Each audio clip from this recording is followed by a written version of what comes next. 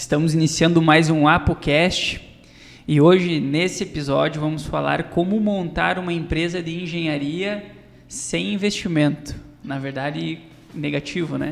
No negativo. No negativo, é isso aí. Nesse episódio a gente conta com ele, nosso amigo, cliente, Carlos Gouveia, engenheiro civil, com especialização aí na parte estrutural. Seja bem-vindo, Carlos. Obrigado, Eduardo. Muito obrigado mesmo por essa oportunidade. Primeiramente, eu queria agradecer pelo convite, né? E também parabenizar aqui pela agência de vocês, por todo o trabalho, né? A Integrar é nosso marketing da nossa empresa e está fazendo um serviço excepcional. Tem sem tamanho mesmo. Cara, isso não foi combinado. O Marcelo tá de prova. Legal. A gente se esforça para isso. Desde o nosso primeiro bate-papo a gente fala que o negócio não é focar no erro, é focar na evolução. Isso. Então esse é o nosso principal papel aí com os clientes. O interessante é que aqui não foi focado em marketing só, né? Em vendas, em processos, em ideias de melhorias. Então, nossa, acrescentou bastante para nós, pessoalmente, profissionalmente e para a empresa também, né? E legal. Vamos conversar um pouquinho das ideias aí que a gente... Legal, que a gente vem pensando com o tempo. A ideia de montar uma empresa de engenharia, a gente colocou como sem investimento, mas tu agora, antes ali, comentou que foi negativo, né? É verdade. A gente vai contar um pouquinho mais na frente, mas começamos ali do negativo, na verdade. Certo. A gente separou aqui algumas perguntas específicas para os arquitetos, engenheiros que estiverem ouvindo a gente, os recém-formados, que a gente sabe, a gente é formado, a gente sai da faculdade e fica meio perdido, e agora o que eu faço, né? Durante a faculdade a gente pensa, mas eu vou sair da faculdade agora sim, agora tudo vai dar certo. E tu bota o pé para fora e tu fala, e agora o que eu faço, né? Então a gente preparou alguma linha de conteúdo aí, se vocês quiserem pegar o papel e a caneta, só anotar. Como que foi no início, quando tu saiu da faculdade e começou a trabalhar? Tu já trabalhava em outra empresa de engenharia? Tu começou a empreender do zero sem ter trabalhado em outra empresa? Como que foi no início para ti? Certo. Eu vou explicar um pouquinho mais para trás ali como que aconteceu. A gente fazia faculdade de engenharia e desde o início eu sempre soube que trabalhar é importante. Não adianta você só focar na faculdade, nos estudos e terminar a faculdade e não ter nenhuma experiência comprovada, nenhuma experiência de conhecimento na área, né? Uhum. Então, desde o início eu procurei muito estágio, né? Mas na época que a gente estava estudando lá na faculdade, o mercado estava em crise, principalmente o mercado da construção civil. Então, a oportunidade era muito pouca.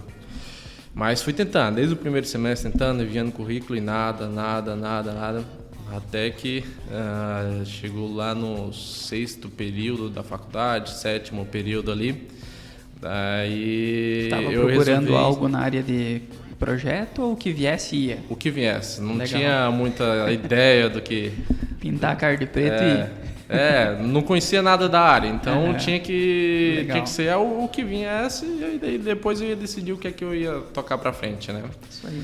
Então, lá pelo 6º, 7º período eu vi que não conseguia estágio, até porque meu currículo era um pano em branco, né? Não tinha nada de experiência na área, quem queria contratar, né? E o mercado em crise ainda. Aí foi onde entra a parte do... Comecei no negativo. Eu conversei com meu irmão, ele já era formado em farmácia, era gerente de uma farmácia, então ele tinha já um valor, mas a nossa família em si não estava ainda muito bem, então eu conversei com ele e disse, cara, eu estou precisando entrar no mercado aí, não sei como a gente pode fazer, mas eu tenho ideia, eu preciso de um notebook bom, porque para engenharia civil esses programas são muito pesados, precisa ser um notebook bom, do valor mais alto, precisa de um notebook bom e precisa fazer alguns cursos, que conhecimento é a chave, né? Meu currículo é limpo, branco, então ninguém está contratando, então vamos pelo menos colocar alguns cursos ali que vai dar uma disfarçada. Daí ele me emprestou, não lembro o valor exato na época, mas foi em faixa de R$5.000 por ali, né? Legal. Para hoje é pouco, mas para quem não tem nada, 5.000 é difícil de... R$100 no início, a gente se aperta. É contado. Então ele me emprestou esse valor, comprei um notebook e fui fazer os cursos, né?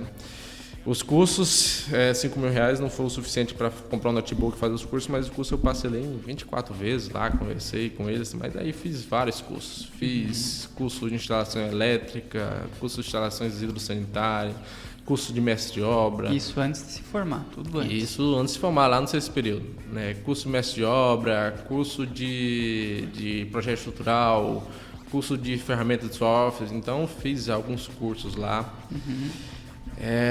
Só que foi apertado em questão de tempo.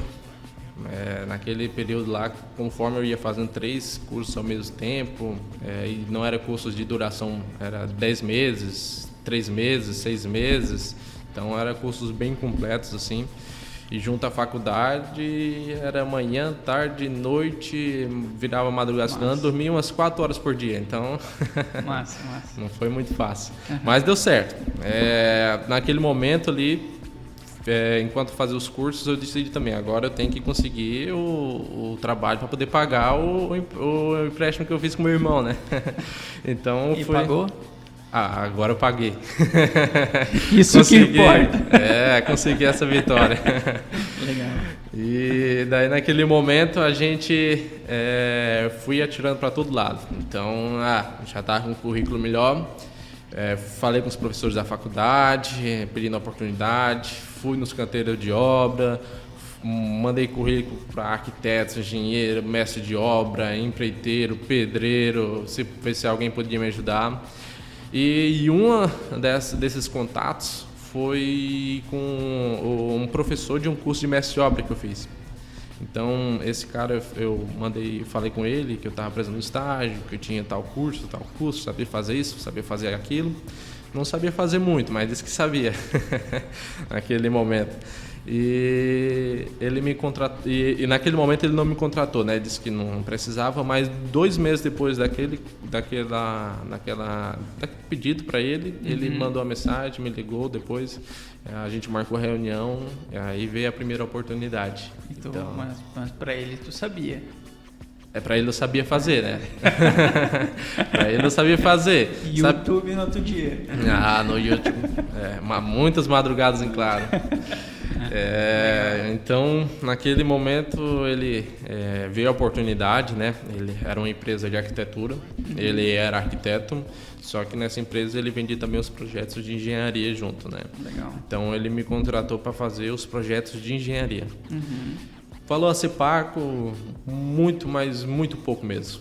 Mas, para mim, o importante era trabalhar. Não estava olhando o valor naquele momento, né? Queria trabalhar. Então, a gente foi lá, demos início aos projetos, né?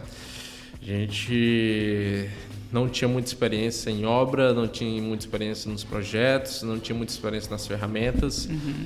Ele, por ser arquiteto, também não tinha total experiência, ele me ajudava bastante, mas ficava uma lacuna muito grande ainda de conhecimento técnicos da área de engenharia, né? Por ele ser arquiteto.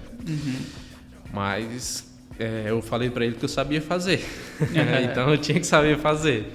Naquele momento, então, eu dormia, além de trabalhar, fazer a faculdade, muitos cursos em andamento, não tinha mais sábado, não tinha mais domingo, não tinha mais feriado, não tinha mais madrugada também. Legal. Dormia, passei acho que uns 2 anos, nesse um ano ritmo. e meio ali nesse ritmo. Dormia 3 horas por dia. Então, todo dia, né? Sábado, domingo também, uns 3 horas por dia. Foi bem suado, mas sem sacrifício não tem vitória. Não tem olha vitória, que legal que muitas pessoas, quando estão para iniciar alguma coisa, chegam e falam: mas eu não tenho condição, eu não tenho dinheiro, e vou começar de qualquer jeito. E eu tenho uma ideia que eu acho que o começar de qualquer jeito parece que tu já está começando querendo errar.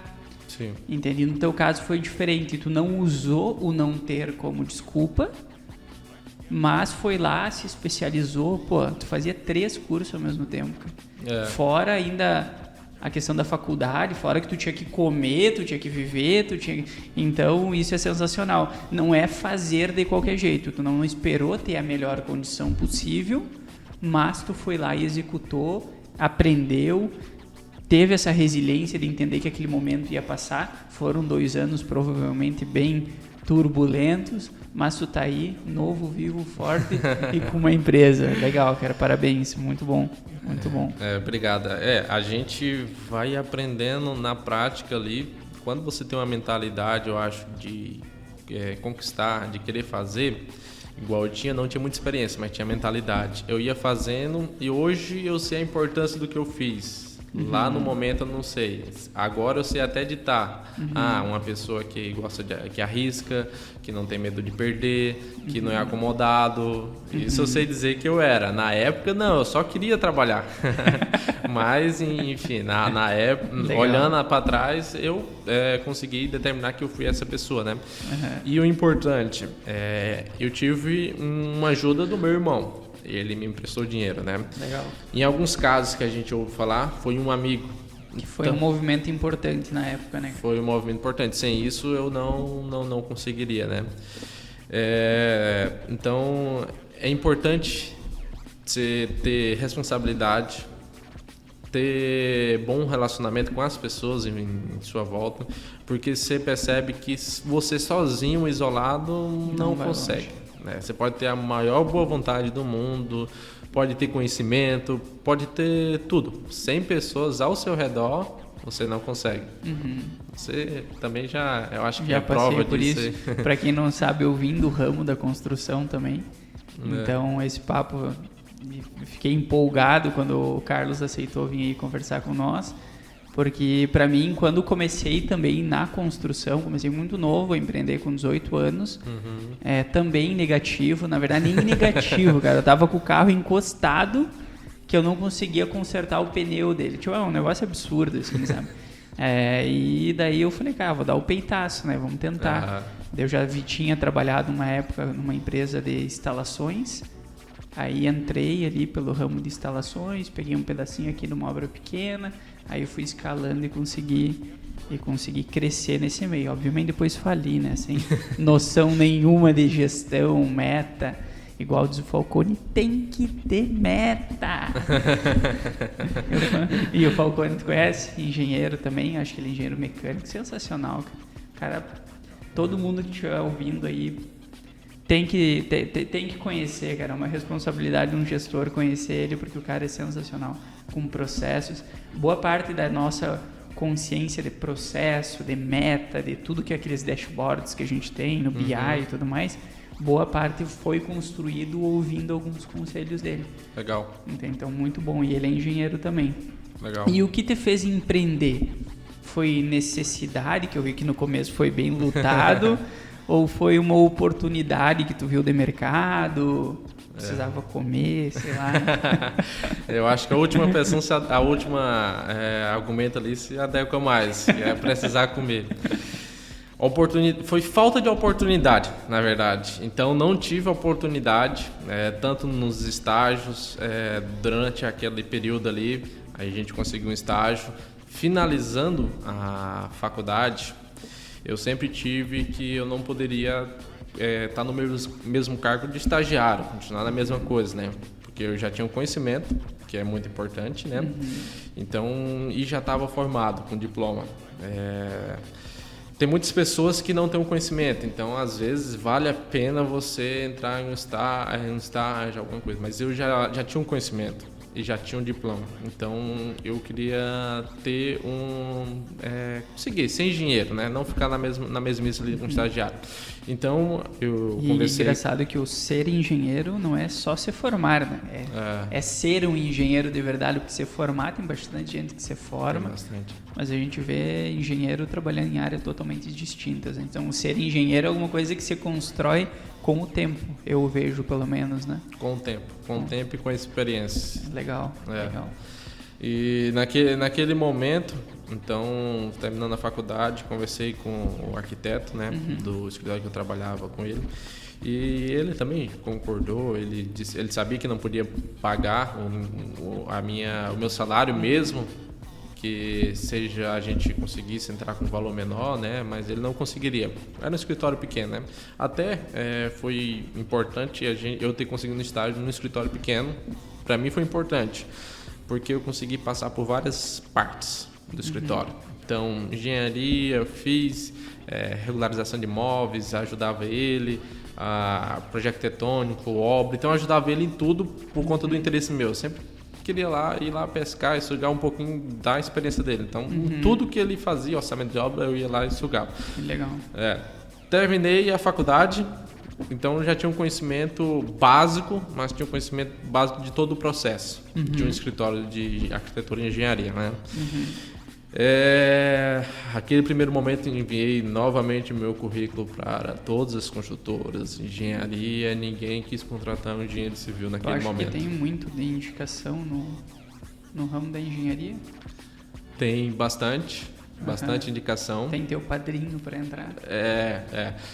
Eu acho assim que na verdade tem bastante indicação, mas tem aquele profissional que é imperdível. Se você for um profissional que seja imperdível, você consegue vaga em todos os lugares que você for. Legal. Um erro meu no início, que hoje como empresário eu consigo ver o erro nisso, é questão de currículo. Então meu currículo era muito fraco. Eu tinha um conhecimento, mas eu não conseguia colocar isso em currículo para enviar. Não transmitia ele. Não conseguia transmitir. Então você mandava o currículo para as empresas, eles olhavam aquele currículo lá, não se alegrava. Mas então dentro de mim eu tinha um conhecimento que não estava aplicado naquele currículo. Eu não colocava as características, não colocava o que sou bom, no que eu tenho experiência.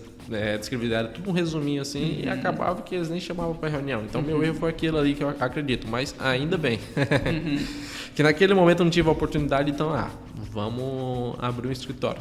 Não foi bem um escritório porque começamos de casa. Tinha quantos anos nessa época? 21 para 22 anos, se não me engano foi. Não, 22 para 23 anos. Isso. Novo também. Acabou a faculdade novo também, né? Eu acabei novo a faculdade. Fez em 5 anos. 5 anos. Não rodou? Não, nenhum. Tive um atraso ainda de 6 meses porque eu iniciei na engenharia mecânica. Aí no primeiro semestre eu transferi para civil. Viu? Nos prédios dele a gente tem que ter coragem de entrar, né? O cara não rodar a engenharia. Foi complicado. No último semestre que a gente tava trabalhando, fazendo cursos ali, deu um medinho, eu achei que ia, mas depois... Legal. Teu TCC, ele teve a ver com o que tu tá empreendendo hoje ou não? Meu TCC ele teve a ver que foi bem prático. Então eu queria algo prático, não teórico. Né? Então eu sou uma pessoa da prática. Tanto que não foi para a linha de mestrado, doutorado, igual tem alguns colegas que foram e querem ir, né? Outros querem, porque eu gosto da prática, de executar. Então o meu TCC foi na área de comparação entre métodos construtivos, entre a alvenaria convencional, que é o tijolo, né? O tijolo bloco cerâmico, e o drywall, que é um fechamento de estrutura metálica e fechamento de gesso acartonado. Então, esse foi meu TCC, a comparação de custo entre os dois. Seria uma construção limpa? Isso. É uma construção inovadora, né, digamos assim. Legal. Então, foi mais alinhado à prática, que é o que eu gosto até hoje, é alinhar a prática. Quando tu iniciou, tu tinha os processos pré-definidos? Teve muita cagada que aconteceu no meio? Processos não tinha, processo pré-definido. Cagadas também não tive muito por conta de um valor que eu tenho, que hoje é muito aplicado na nossa empresa. Qualidade. Então a gente foca muito em qualidade de entrega. No início eu não sabia fazer tudo, né? Eu pegava coisas também no início que não sabia fazer no momento. Mas eu sabia que eu iria conseguir fazer com excelência aquilo ali, porque eu corro atrás, eu pergunto pergunto outro, não tem vergonha de perguntar, chegar no amigo, como é que faz isso? Se precisar, eu comprava um curso online naquele momento para aprender aquilo especificamente, fazia ali em uma noite, 2 noites, 2 dias direto para conseguir fazer. Então teve muita coisa que eu aprendi, que eu primeiro recebi o contrato, depois fui aprender. Mas quando entregava 100% com qualidade. Então não teve muita cagada. Teve falta de processos que melhoram para a empresa, né? Então, por exemplo, processo de venda, processos de forma a fazer que demora mais. Então, digamos, aprovar uma construção que hoje a gente consegue, depende muito da prefeitura, que a gente consegue às vezes em 2 meses, em muitos casos, eu levava 8 meses, porque não tinha um processo, né? Caraca. Então teve essa parte de não foi bem cagada, né? Mas que atrela, né? Que no final das contas isso faz com que tu evolua a tua empresa, né? Com certeza. Entender que esses probleminhas eles vão acontecer, mas entender que na ação tu evolui muito mais nesse caso que na meditação. Apesar de eu ser uma pessoa que eu medito, eu acredito muito mais na ação, né? Mas obviamente é uma escolha minha. E nesse início tu já tinha definido o nicho que tu ia atacar? Não tinha. Era ainda mais não. aberto ainda. Tanto que a gente até alterou a marca da empresa depois que a gente conseguiu ter alinhado o nosso nicho, né? Antes, o nome da empresa era Gouveia Arquitetura e Engenharia. Tá? A gente deixou bem amplo, mas a gente fazia projetos arquitetônicos, projetos de interiores. O que viesse. Fazia projetos de engenharia, laudos, perícia, avaliação de imóveis. Então, tudo que aparecia eu pegava e ia aprender a fazer. E depois entregava. O importante, eu conheço todas as áreas de engenharia agora, que são várias. Eu conheço todas. Eu fiz todas elas. E conforme fui evoluindo, eu fui adaptando para o que eu mais gostava de fazer. Então, em todas as áreas de engenharia, eu fui adaptando a empresa, nichando para chegar no que a gente gosta de fazer, no que a gente é bom de fazer e que somos os melhores em fazer aquilo. Então, a gente acabou dando aquela passeada, mas foi e achou o público que precisava. Exatamente. Até porque tem a questão da paixão no empreendedorismo, né? Então, no início, eu sei por mim também, né? Que a gente é muito mais empolgado que propriamente o negócio é bom. Sim. Então, no começo é tudo legal, eu faço isso, eu faço aquilo, mas eu acredito que tem muitos cursos que vendem, tenha um foco no início, tem o quê? Mas eu acredito que essa transição entre locais, entre serviços, entre tudo isso daí, é extremamente importante para te dar essa resiliência, essa flexibilidade de informações, tu conseguir gerir melhor problemas. Então, se não quiser iniciar a tua empresa com, vamos supor, quero só cálculo estrutural, beleza, tá bom também, inicia. Entende? Às vezes tu encontra um gosto muito maior em outra área. Tu vê que não é cálculo estrutural, tu vê que a parte arquitetônica ou a parte de projetos complementares, elétrico, hidráulico, preventivo, é a área que tu gosta. Sim. Né? A gestão de obra tá no campo, entende? Então, acredito que tu foi, cara, certíssimo. Tem muitos cursos que dizem o contrário, falam, não, já comece nichado. Não acho que seja a melhor solução. Acho que essa consciência de ter transitado entre... Eu vim da engenharia, fui para moda, loja de roupa, daí saí da loja de roupa, fui para consultoria, daí agora caí no marketing, que é minha paixão, que é o que eu gosto, que é o que eu gosto de fazer. Então, mas essas outras áreas nos deram condição de conseguir compreender melhor processos eu trouxe de obras. Tipo, a gente pegava as obras do Porto para fazer, cara, tem que desdobrar as metas das obras. Nesse ponto aqui vai entrar elétrica, mas antes de entrar elétrica precisa entrar preventivo correndo a laje por cima e todo esse detalhe do que precisa vir antes do desdobrar a meta, foi o que a gente trouxe para cá. Por isso, hoje a gente é tão ligado com o processo. Então, é show de bola o jeito que começou, é isso aí. E no início, mesmo não tendo essa questão tão nichada e tudo mais, tu tinha para quem tu queria vender já? Para mim, determinado como arquitetos, pessoa física, alguma coisa assim? Ou... No início, quando não estava nichado, eu tinha... A minha visão era para consumidor final, né? O B2C. Então, essa era a minha visão na época. Né? Aí a gente foi vendo que não era só esse cliente, né? Tem vários outros, né? Tem o B2B, que é empresas, né? Que a gente consegue... realizar muitas vendas para eles, né? A venda é recorrente? Sim. Legal, que aumenta, olhando no cenário de vendas e marketing, tu consegue aumentar o teu LTV com esse cliente, a compra recorrente dele. Então, por mais que o custo de aquisição do teu cliente seja alto, tu consegue com que ele se pague ao longo do tempo, porque provavelmente vai voltar a comprar contigo, porque tu já passou pelaquela parte da tua empresa de aprender, de entender de processo, de errar, de corrigir, e agora tu tá com um processo bom para conseguir entregar um bom produto. Exatamente. Legal. Aí toda essa experiência, tanto por passar por várias áreas, o importante foi que eu converso com várias áreas com experiência. Então, eu posso conversar de igual para igual com o arquiteto em questão de projetos interiores. Eu posso conversar de igual a igual para projetos arquitetônicos.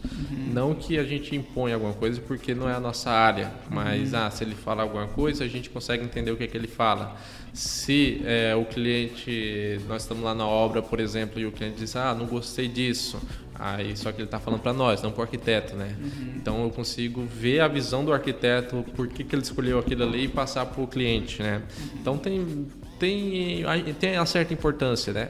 O que eu acho importante também é que no começo você passa por várias áreas, mas em um dado momento você tem que ser nichado, né? Sim. Porque alguém precisa... projeto estrutural, quem que eu vou lembrar? Aquele que é especialista em projeto estrutural. Senão ele não vai lembrar daquele cara que é especialista em tudo. O projeto estrutural, na época que eu atuava com obras, pode ser uma informação errada que eu tive, mas o Brasil ele não é tão forte no projeto estrutural. Geralmente grandes obras eles pegam empresas de fora para fazer, tipo, hidrelétricas e tudo mais. É verdade ou não? É verdade. A maioria dessas grandes empresas, grandes projetos são de fora, né? São especialidades muito específicas, porque são, digamos, no mundo inteiro são poucas, né? Então são pessoas que têm um conhecimento absurdo, que vão atrás disso e se especializam nisso, né? Hoje a gente tem aqui o projeto em Balneário, do maior prédio do mundo, que também foram profissionais de fora. Desculpa, o maior prédio da América Latina, não do mundo, né? Sim. E foram também profissionais de fora que fizeram um cálculo ali, não me lembro a cidade, não recordo a cidade e o país, mas foram especialistas que fizeram grandes arranha-céus que tem ali, né? Se eu não me engano, Dubai, alguma coisa. Alguma coisa de lá. E tu pegar a ideia que eles projetam em 5 anos para executar em 1, enquanto o brasileiro projeta em 1 para executar em 5. Só que eles não têm a consciência de que o custo da operação ela é muito mais cara que o custo do projeto. Então eles estão certíssimos, eles projetam em 5, executam em 1, quando o brasileiro faz um pouco o inverso, né? Vamos montar o projeto rápido, tudo rápido, quando sai para execução acha um monte de cagada, aí começa naquele corrige aqui, tapa o buraco ali, aí começa a briga entre engenheiro e arquiteto, entre arquiteto e design de interior, em design de interior e marceneiro que vai lá fazer e os furos estão... Enfim, aí começa o caos, né? Começa o caos da obra que todo mundo quer se ver longe, né? Que você vê, são poucos clientes que querem construir por conta disso, porque a obra é complicada, né? Então tem que ter processo, tem que ter uma empresa que tenha processos para conseguir fazer isso aí, né? Legal. E hoje vocês, tu comentou que fazem a parte elétrica, projeto elétrico, hidráulico, estrutural, são os projetos complementares de engenharia, né? Então a gente é especializado nisso, nos projetos complementares de engenharia. Esses projetos são projeto estrutural, projeto elétrico, hidrossanitário, aí tem outros que também é falado, mas são mais simples, são projeto de infraestrutura do ar-condicionado, canalização de gás, preventivo de incêndio para obras comerciais ou residências multifamiliares, mas projetos complementares de engenharia é a nossa especialidade. A gente também tem equipe de mão de obra, onde a gente faz a construção da casa, né? Então a gente o cliente vem para nós com o projeto arquitetônico já vindo do arquiteto. Se ele não tem, a gente tem arquitetos parceiros que fazem os projetos arquitetônicos, que a gente faz os projetos de engenharia e a construção da casa também. Então, todo o gerenciamento, acompanhamento, mão de obra, compra de materiais. Compra de materiais é algo muito importante, porque a gente já conhece, como a gente tem processos, a gente já conhece todos os fornecedores da cidade e a gente está sempre cotando para comprar o mais barato para o nosso cliente. Essa a importância que a gente consegue economizar bastante na obra também. Legal. E essa compra de materiais, vocês controlam o material na obra ou não controlam, é por conta do cliente? Porque eu sei que tem muito desperdício de material em obra também, né? Tem bastante desperdício. A construção civil em si, na alvenaria convencional, na estrutura convencional de concreto armado, ela gera bastante desperdício. Por quê? A gente faz a parede aqui, depois a gente tem que quebrar a parede para poder passar tubulação, então gera desperdício, vai um monte de caçamba de entulho fora, né? É fato. Porém, a gente consegue diminuir também com a organização. Então, lá na obra tem uma parte que vai ficar a ferragem da obra.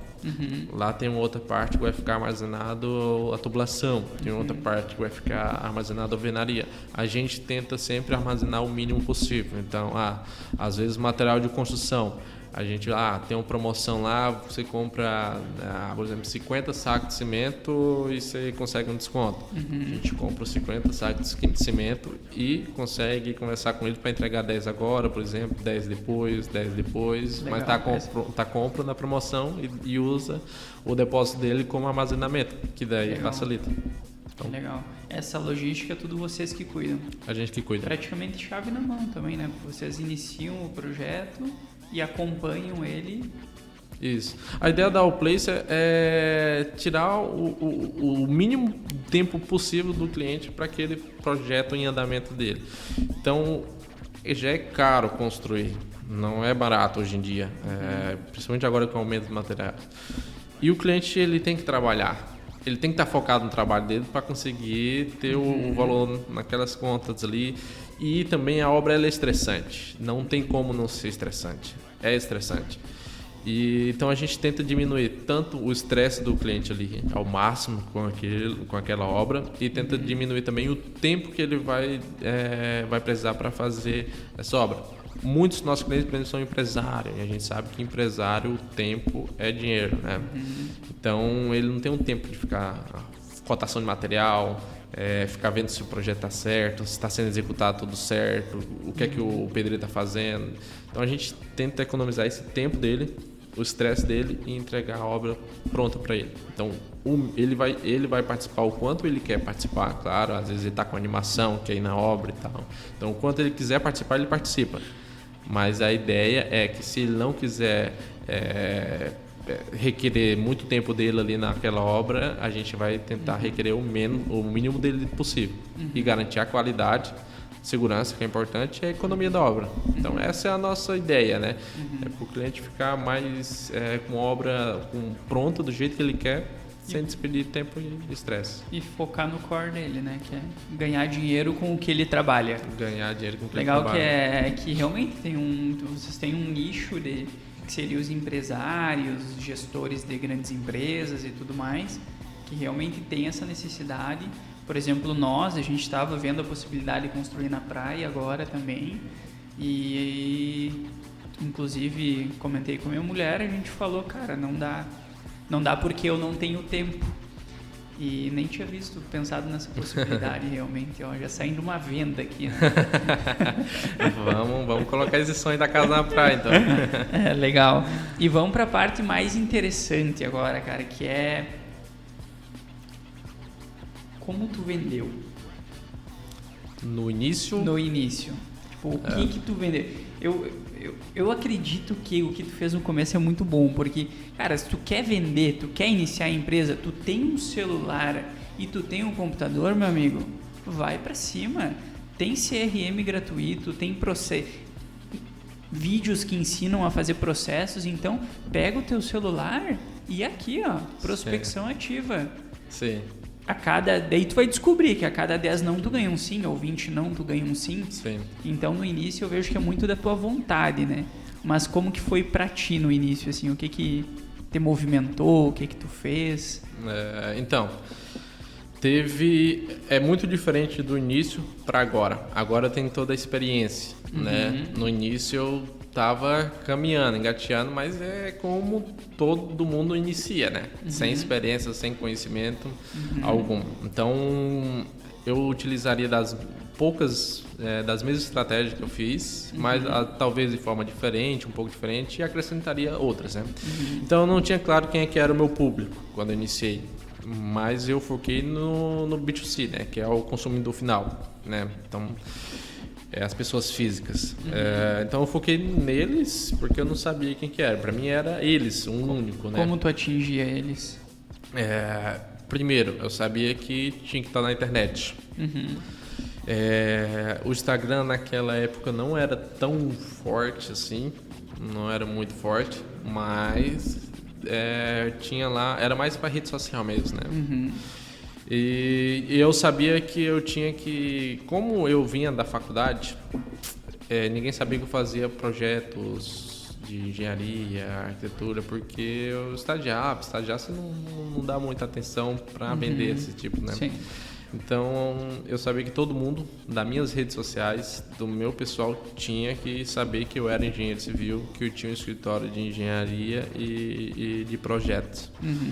Eu já iniciei, então, pegando o meu WhatsApp pessoal e coloquei uma foto da logo do meu escritório. Hoje eu não faria isso, mas naquele período foi a minha estratégia de conhecimento para todos. Então, minha foto pessoal já virou a minha foto da empresa. Legal.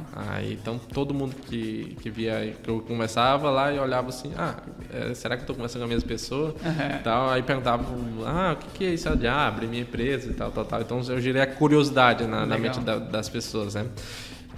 Naquele momento o WhatsApp não tinha status ainda, mas no Instagram a gente já colocou o pessoal também como profissional. Então quem era do meu pessoal lá, do meu ciclo pessoal, através do WhatsApp, Instagram, sabia que eu tinha um escritório de engenharia e fui divulgando isso aí. Na minha rede de relacionamento pessoalmente, aí foi onde entrou o relacionamento, né, que é muito importante as pessoas. Então ali eu fui conversando com cada amigo, fui conversando amigo, até aqueles que você acha que nunca vai construir, mas fui conversando, eu tenho escritório agora, montei, precisar de um projeto, eu faço, se puder me indicar eu agradeço, estou iniciando e tal, conversei com todo mundo ali. Então minha rede de relacionamento pessoal me ajudou bastante. Eles começaram, aqueles que não iam construir, me indicaram para quem queria construir. Legal. Então ali já fomentou alguns projetos iniciais, né? Tu lembra da primeira obra que tu vendeu? O primeiro trabalho que tu vendeu, assim? Lembro... Não, eu lembro não o primeiro, mas eu lembro os primeiros. Eu não sei qual foi o primeiro, porque foi mais ou menos na mesma época, esses né? Os primeiros são emocionantes. São emocionantes. Um dos primeiros foi um amigo meu lá da minha cidade de origem, lá no Ceará. Então, sou lá do estado do Ceará. Então, lá da infância, ele fez arquitetura e ele viu que eu estava lá no Instagram postando alguma coisa e disse, você faz projeto estrutural? Que legal. Cara, eu estou precisando de ajuda numa viga aqui. Aí eu ajudei ele gratuitamente. Quando foi uns 15 dias depois, ele mandou um projeto do zero para me fazer. Que legal. Então foi a parte de entregar primeiro, ele se sentiu no dever, acredito eu, de devolver aquele favor e ele veio e passou para mim. Então foi um dos primeiros. Outros veio de anúncio da internet, então tinha aquela telelist, guia fácil, esses de internet assim que sempre tem ali, né? Então eu já anunciei gratuitamente e alguns pagos. Então um deles veio desses perfis ali. Hoje em dia, pelo menos no meu público, já faz muito tempo que eu tirei, porque não tem cliente que vem dali, né? Para o meu público, né? Eu não sei como que tá essa parte, mas no início me ajudou bastante isso aí. OLX, até na OLX já anunciei. Quem nunca, né? Precisa de marketing, compre por R$50 por dia. Foi mais ou menos por aí. Aí o OLX também anunciei, veio alguns clientes. Veio um cliente lá dos Estados Unidos pelo OLX. Olha só que legal. O cara estava lá nos Estados Unidos, entrou pelo OLX e a gente fez o projeto da casa dele, que hoje, eu acho que ano passado ficou pronto. Ah, vocês fizeram o projeto? Vendeu pelo OLX? Pelo OLX. Canal de venda mais barato que tu já fez, né? Mais barato, de graça. Que legal, cara, que legal. E eu achei interessante que normalmente o OLX é um público com um ticket menor, né? Esse, ele veio dos Estados Unidos, ganhava em dólar, queria construir uma mansão aí, né? E a gente fez um projeto para ele bem legal. Mas nunca exclua um canal de venda, né? Que legal. Lá. E como que foi a transição? Pelo que eu entendi, tu iniciou tu fez alguns anúncios no digital, um canal de venda, né? A gente considera um canal de venda. Tu fez a questão do Member Get Member, que é as indicações, ter parceiros estratégicos, que foi sensacional, que tu entregou um trabalho gratuitamente para uma pessoa, gerou um vínculo psicológico com ela e automaticamente ela acabou devolvendo isso como uma forma de gratidão. Eu achei sensacional também. E hoje, o que tu vê que é a principal diferença da compreensão de venda, de canal de venda, daquela época para agora, assim? O que para ti mudou, sabe? Sim. A estratégia em si continua a mesma para mim. Então, redes sociais, marketing digital, extremamente importante, que foi o que eu fiz, só que em ferramentas diferentes agora, né? Relacionamento pessoal, muito importante, tanto com os clientes. Naquela época também chegou um dado momento, isso muito rápido, em questão de 3 meses trabalhando com aqueles primeiros clientes, eles já começaram a indicar outros. Então, através da indicação deles veio bastante indicações de clientes, então eu sempre mantenho relacionamento com clientes, né? Relacionamento pessoal, relacionamento com clientes, eles viram amigos. Legal. Então, isso é importante. Eu acho que até hoje em dia o que a gente recebe mais no nosso canal de vendas são recompra de clientes ou indicações. É o nosso principal meio de venda. De venda. Então, marketing, redes sociais ali, relacionamento pessoal e com os clientes. E acredito que também a gente está aplicando agora, a gente não aplicava, aprendemos mais uma técnica com a Integrare, que tem dado bastante resultado, que é o marketing ativo, não chega a ser marketing, mas a ligação, né? A prospecção ativa. Isso. Então a gente está fazendo ligações para o público que a gente já tem definido e esse público tem dado bastante retorno também. Legal. E essa prospecção ativa, vocês colocam uma meta por dia de ligação, ligam para a empresa e já oferecem o produto, ou vocês tentam aumentar a consciência dela sobre o que vocês entregam para daí tentar vender? Mas como que vocês fazem? Então, a gente acaba conversando com o Integrare, o Henrique também, que faz parte da equipe, né? Tem nos ajudado bastante. E temos aprendido alguns gatilhos, né? Que atraem curiosidade. A gente lê bastante também e montamos um processo. Nosso processo a gente estuda o cliente nosso, né? Antes de tudo, então a gente estuda ele, o que ele faz, o que ele gosta. No caso, se for empresas, o que projetos que já foi feito, algo em comum entre a gente. Então a gente faz todo o estudo neles, né? E depois de fizer o estudo, conhecer essa pessoa, a gente conhece ele antes de conhecer eles. Então a rede social permite isso hoje, né? Então a gente conhece eles antes da gente conhecer propriamente dito. Então depois disso a gente faz a ligação. Conversa como se fosse uma conversa bem amigável, bem de amizade.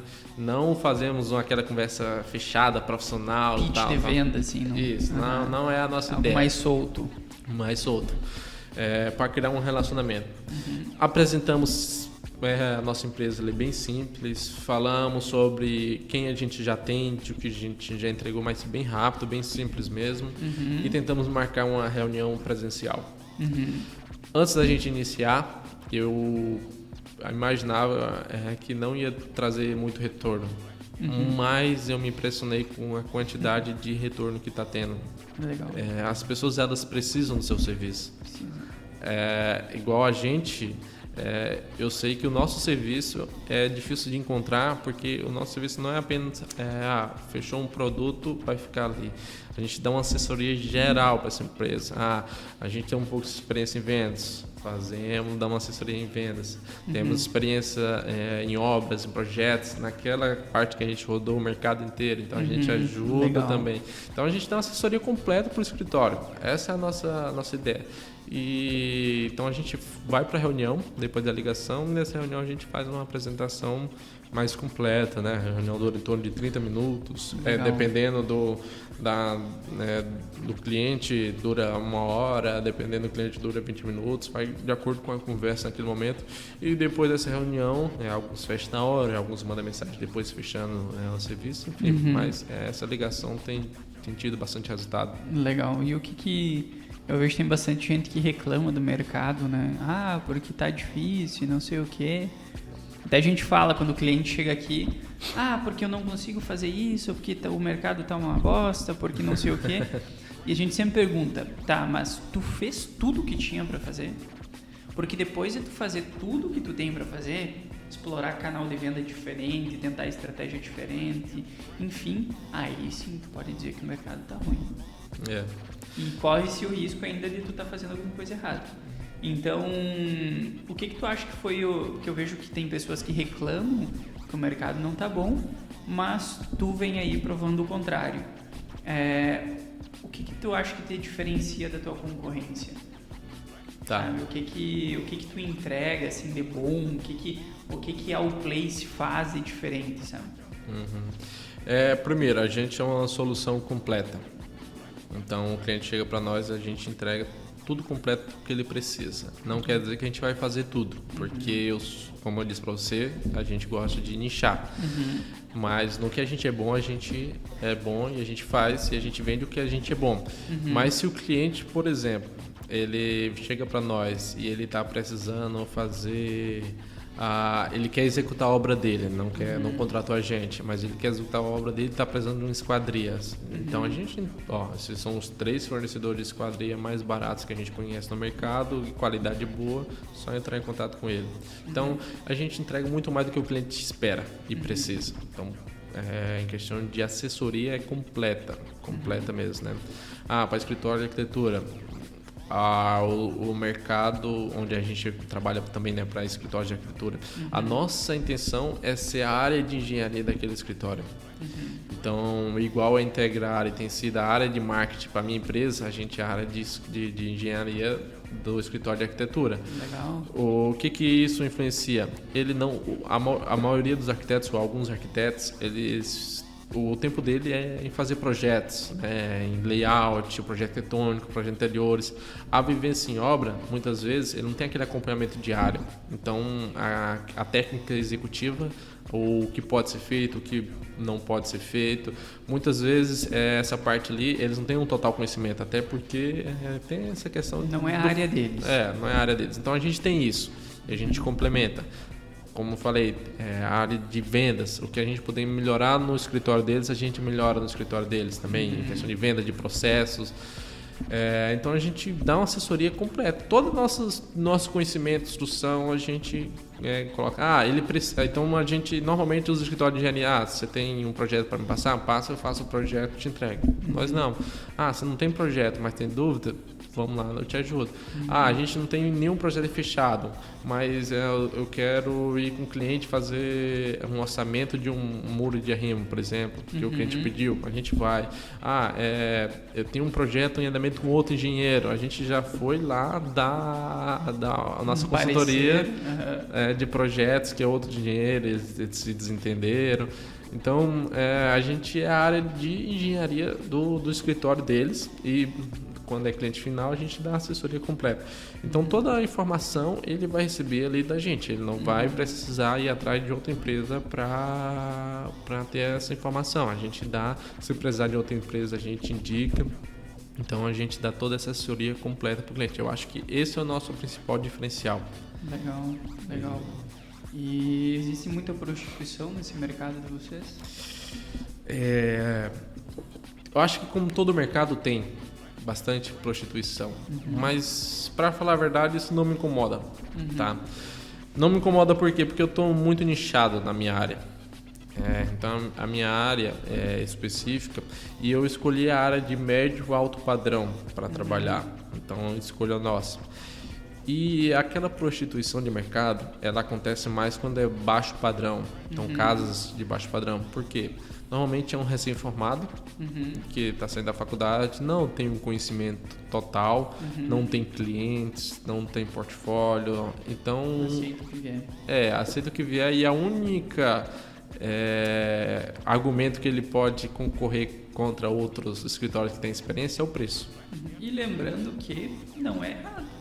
É o momento que ele está vivendo. É o momento que ele está vivendo. Se a pessoa saiu da faculdade e está querendo matar cachorro a grito, igual a gente fez no início, cara, é isso aí, mete a cara e vai. Até se você for parar para pensar em, vamos supor, vai abrir uma pizzaria. No início ele baixa o preço para ganhar clientela. Mercado. E também se você parar para pensar, o nosso custo fixo, variável que a gente tem para manter o nosso escritório e de uma pessoa que está na casa dela com um computador e para iniciar, e o custo dele é muito menor comparado com o nosso. Então, comparado com a gente tem que pagar os custos e ainda entregar o lucro, né? Ele não tem custo nenhum, a dele é só lucro. Então, para minha empresa, ele não incomoda porque ele não consegue fazer, esse recém-formado que saiu da faculdade, ele não consegue fazer os projetos que a gente faz, porque ele não tem experiência para fazer. Não passou pelo que vocês passaram. Então, projetos de grande vão, balanço, grandes vão, normalmente pilares tem que ter a cada 5 metros. A gente já fez projetos com pilares entre 12 metros. Então ele não consegue fazer isso, ele não tem experiência, ele não sabe como fazer. Então a gente tem essa solução e ele não acaba incomodando a gente nesse quesito. Então para nós não incomoda. Talvez que quem está mais focado com baixo padrão, eu não tenho contato muito com esses escritórios, mas talvez para eles incomode um pouco, né? Porque ele está concorrendo direto ali, né? E só que eles também atrapalham um pouquinho o nome do engenheiro civil, né? Então, o engenheiro civil ganha tanto. É igual, por exemplo, não tem emprego, engenheiro civil vai trabalhar de Uber, que eu já virou piada. Então, para mim, não me incomodo, mas eu sei que no mercado geral, no total, acaba estragando um pouco, né? Porque você tem engenheiro cobrando R$500 num projeto, já no LX, e tem outro... A gente não pode falar porque a gente começou assim. Venda RT, e daí tem outros que cobram 4 mil pelo mesmo projeto, exemplo, né? Então acaba sujando o nome, né? Mas não me incomoda, não chega a me incomodar, né? 3 perguntas aí pra gente finalizar. Para te dar um parecer para nós. A primeira delas existe vantagem em fazer uma construção financiada? Boa pergunta. A gente tem essa especialidade em financiamento de construção, né? A gente também atua, uma das empresas que a gente atua é para a Caixa Econômica. A gente faz a fiscalização das obras que são financiadas por eles, né? Então, engenheiro da Caixa. Engenheiro da Caixa. Tu que bloqueia as medição. Eu que quando é necessário, né? Claro. Então, tinha muita gente ouvindo aí que a gente bloqueou, vai ficar bravo, então. Né? Não vamos, não. Não, estou brincando. Mas vamos lá. Então a gente também atua fazendo o processo de financiamento. Né? Nosso escritório, o cliente não tem o valor total da construção que ele quer ou não quer usar o capital dele para fazer a construção financiada. Então a gente dá toda a entrada no processo de financiamento de construção. Tem normas específicas, tem processos específicos que tem que ser uma empresa especializada para isso. Né? Tem que ter esse conhecimento. Né? Diante disso, a gente tem uma experiência vasta nessa área ali, né? A gente pode falar a gente pode falar o que a gente sabe, né? O que a gente acontece. E no financiamento de construção, a principal vantagem que eu acho você não precisa usar seu capital. Então, quem é empresário sabe o quanto é importante ter capital para investimentos, para fluxo de caixa. Então, você não precisa usar esse seu capital para construir a sua casa. E com juros baixíssimos. Você não tem nenhum empréstimo que você vai conseguir os juros como o da Caixa Econômica, que dependendo do perfil, consegue 8% ao ano. Então, você não consegue, por exemplo, vou construir minha casa... Vou construir minha casa e daí vou pegar um empréstimo para minha empresa com 8% ao ano. É difícil você conseguir. Então você consegue nessa modalidade. Então você não usa o seu capital. Uma outra vantagem em relação à casa financiada e uma casa pronta. A casa pronta, nela está embutido duas coisas: o lucro de quem construiu e o imposto que o governo cobra em cima da venda daquela construção daquela casa. Então, quando você compra uma casa pronta, você está pagando o lucro, que também total é válido, né? Alguém construiu, e o imposto para o governo. Quando você constrói a sua casa, você está pegando o lucro de quem está construindo para venda e você também não paga imposto sobre a venda naquele momento. Então, essas são as duas principais vantagens que eu acho que é muito válido, sai muito mais barato em relação à casa pronta, né? E fora que você pode personalizar tanto a localização, por exemplo, esse modelo da Caixa Econômica, você pode também fazer a aquisição de terreno mais a construção. Então você não tem nem terreno, você pode ir lá, escolher o seu terreno para compra o terreno e constrói tudo financiado. Então você permite escolher a localização, permite personalizar a planta de acordo com sua necessidade, de acordo com a sua família, de acordo com o seu custo, com o que você acha. Então é a casa perfeita para você. E como economizar nessa construção dessa obra? Essa eu vou pegar para a praia. Essa é uma que todo mundo quer saber, né? Como economizar na obra. A gente sabe que o custo da obra hoje em dia não está fácil, né? Subiu bastante depois da pandemia. E a gente foca muito em questão de economia de obra, né? Primeiro, tem que começar lá do início. Nos projetos. Às vezes você paga mais barato, por exemplo, num projeto de um engenheiro, principalmente, ou de um arquiteto, e esse engenheiro e arquiteto não tem tanta experiência. Então você tem que procurar empresas com experiência, porque com a experiência vem a economia. Ele sabe como economizar na sua obra, ele sabe que a distância entre pilares não precisa ser de 3, 4 metros, pode ser mais. Ele sabe o tipo de fundação que pode utilizar. Então, normalmente, recém-formados ou pessoas e profissionais com menos experiências, ele acaba utilizando uma estrutura mais forte do que o necessário para... já que eu não tenho total experiência, é melhor sobrar a estrutura do que faltar, né? A gente, então é importante a gente fazer a procura de empresas sérias no mercado e que tem experiência, né? Então é uma forma de economizar. Empresas também que projetem BIM. Já ouviu falar desse termo, BIM? Termo de BIM na construção civil, já ouviu falar? Já. Então, o BIM é um processo que vem através da tecnologia que tem dado bastante resultado. Nossa empresa, por exemplo, a gente projeta em BIM. O que isso quer dizer? Que a gente faz realmente o projeto, a construção da sua casa como se estivesse pronto dentro do nosso computador. Então a gente consegue fazer toda a interferência, elétrico, hidráulico, o estrutural, o arquitetônico. Um exemplo, muitas vezes acontece e é normal para quem não projeta em BIM. Não há compatibilização de projeto. Então um arquiteto faz o projeto arquitetônico, um engenheiro faz o projeto estrutural, por exemplo. E ali tem uma janela, só que ele não viu a janela e passou um pilar bem no meio da janela. Aí ele vai ver isso aí na obra. Quando vê na obra, aí você tem que quebrar, refazer. Em BIM não, a gente coloca tudo num único arquivo, consegue vir em 3D, compatibiliza e a gente consegue ter total visão da obra já construído no nosso computador e a gente consegue minimizar erros. E sempre acontece erros, sempre. A gente faz todos os projetos, mesmo com cuidado, revisão. Na hora que a gente joga na compatibilização, a gente sempre acha alguma coisa. Porque é muito detalhe, construção é muito detalhe, muito projeto, muitas pessoas diferentes trabalhando ali, então sempre acontece. Então no BIM a gente consegue diminuir.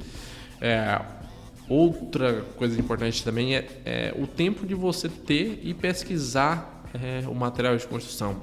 Então é muito comum, igual a gente faz bastante pesquisa sempre no mercado, ter uma barra de ferro que custa R$80 e um fornecedor, no outro custa 30.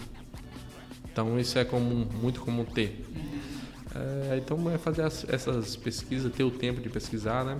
A gente lá, por exemplo, a gente está sempre fazendo pesquisa e atualizando a nossa lista de fornecedores em questão de preço, para saber qual que está mais barato, em qual lugar, onde saber comprar, né? Então, e o custo para a obra em 2022, como está? O custo da obra tem um custo base que a gente utiliza, que é a tabela CUB, tá? Então essa é para a gente ter uma referência, ela é uma referência nacional, essa CUB, e cada estado tem a sua referência. Eu até trouxe uma colinha aqui com os valores, que são valores quebrados, né? E todo mês ele atualiza, né? Então um CUB para um baixo padrão, ele está mais ou menos em aproximadamente R$ 2.184 por metro quadrado. Então, isso baixo padrão. Uma casa de 100 metros quadrados, então vai dar 184 mil em tese. Isso pelo CUB, tá? Médio padrão tá 2.606 por metro quadrado. Isso tudo aproximado. Alto padrão 3.153. Tá? Isso inclui, olhando a grosso modo, isso incluindo o trabalho de vocês ou não? Sim, inclui. Detalhe, na tabela CUB tem um detalhe que lá não inclui fundação, por exemplo, não inclui equipamento de instalações, tipo ar-condicionado, não inclui piscina, paisagismo, então na tabela CUB não inclui, tá? Um adendo, essa tabela CUB realmente ela aproxima-se para mais, então ela é subdimensionada, né? Mas também varia de acordo com o perfil. Por exemplo, eu tenho pisos porcelanatos que vai de R$30 o metro quadrado a R$400 o metro quadrado. Então vai muito da sua escolha ali, né? Você consegue economizar bastante nesses valores por metro quadrado, como você consegue também aumentar bastante, se você quiser uma obra com valores maiores, né? Mas dá para se utilizar esse aqui como base, tá?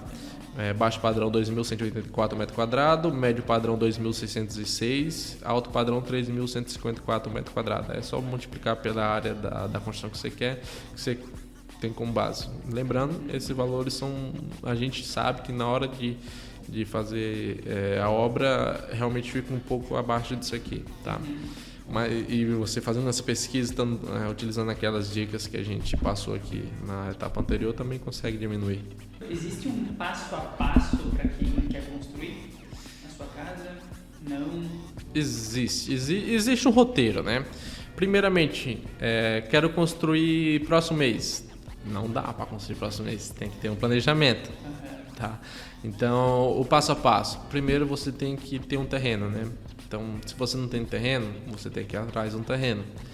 Comprar o terreno. A gente auxilia também nesse processo de compra de terreno, porque tem a questão de localidade, posição do sol, posição do vento, tem todo um aspecto ali. Se quiser, a gente entra em contato com a gente consegue ajudar também na compra de terreno. Já tem o terreno, ou já comprou o terreno, o próximo passo é ir atrás de um engenheiro ou de um arquiteto para fazer o projeto da sua obra. Tá? Daí faz o projeto arquitetônico, os projetos complementares, já tem um projeto ali. A gente consegue também fazer em paralelo, que é a próxima etapa, o alvará de construção. Então a gente precisa tirar a licença lá na prefeitura para construir. Então a gente, com os projetos, a gente dá entrada no alvará de construção lá e a próxima etapa seria iniciar a obra, né? Claro, antes de iniciar a obra é bom também fazer uma pesquisa de mercado, ver questão de cotação de materiais, né? Fornecedores, ver também quem vai executar a mão de obra, mas executamos a obra. Daí vem a conclusão de obra e a verbação em cartório. Esse seria o passo a passo. Legal. Acho que é isso daí, a gente falou bastante, já passou do horário, se empolgou. Resumidamente, tu os teus canais de venda ali, para quem quer, sei que alguns engenheiros vão assistir, se baseia em prospecção ativa, tu faz umas estratégias no Google, tua landing page de remarketing para aumentar a consciência da pessoa em cima da tua marca, mídias sociais. Parabéns por buscar essa evolução, parabéns por entender que quando tu chegou aqui, a gente teve a oportunidade de conversar antes, tu falou assim, tu foi humilde o suficiente para entender que tinha muita coisa que a gente tem que aprender.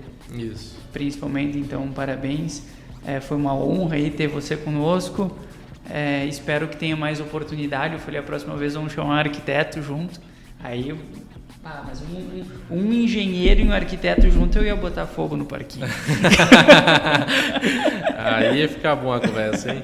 Legal, muito obrigado por ter vindo. Tá? Espero que tenha outras oportunidades e sucesso aí na tua empresa. Então tá. Primeiro, agradecer novamente pelo convite. A conversa foi excepcional. E obrigado de novo, Eduardo, a Integrare, que está sendo só um sucesso aí. Legal. Valeu. É isso aí, então encerramos mais um ApoCast. Se liga nos próximos episódios. Falou! Valeu, até mais.